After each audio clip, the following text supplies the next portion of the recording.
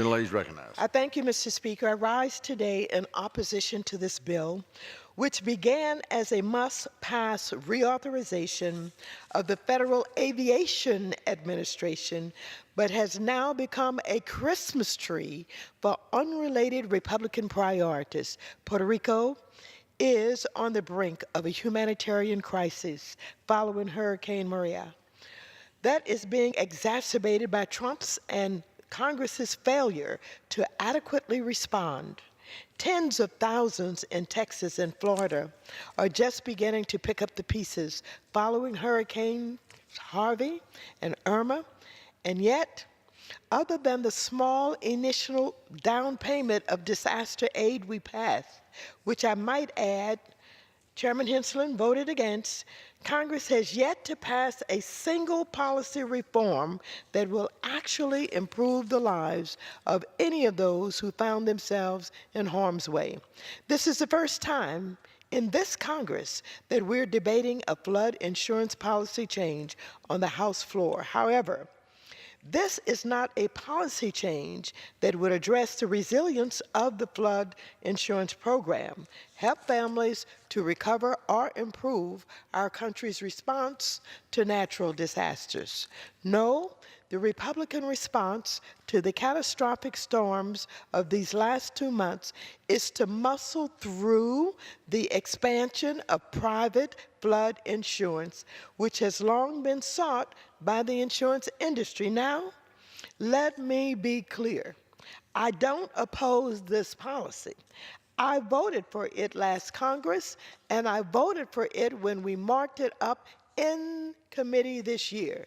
But moving this bill at this time, while ignoring all the other policy responses needed for the flood insurance program and the ongoing natural disasters in our country, is simply irresponsible. The NFIP will expire on December 8th of this year, and we still lack a credible plan to ensure that it is reauthorized for the long term. Therefore, I will oppose any and all efforts to break apart the debate on substantive reforms to the NFIP from the reauthorization debate we should so desperately be having.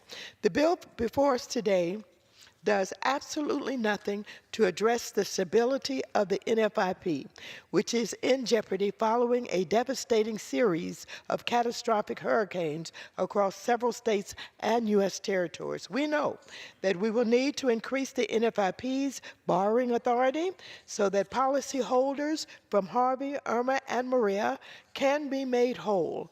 But the chairman has no plan to deal with the debt, frequently telling those of us that have urged him to consider debt forgiveness to just forget about that idea.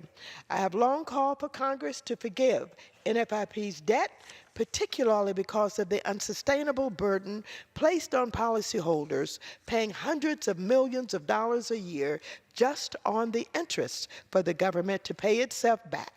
Flood insurance is already unaffordable, so why are we continuing to make it worse by saddling policyholders with interest on a debt that will never be repaid? We need thoughtful, comprehensive solutions to a long-term reauthorization that addresses the debt, affordability, mapping, and mitigation, and that is not what we have before us today. Mr. Speaker, I reserve the balance of my time.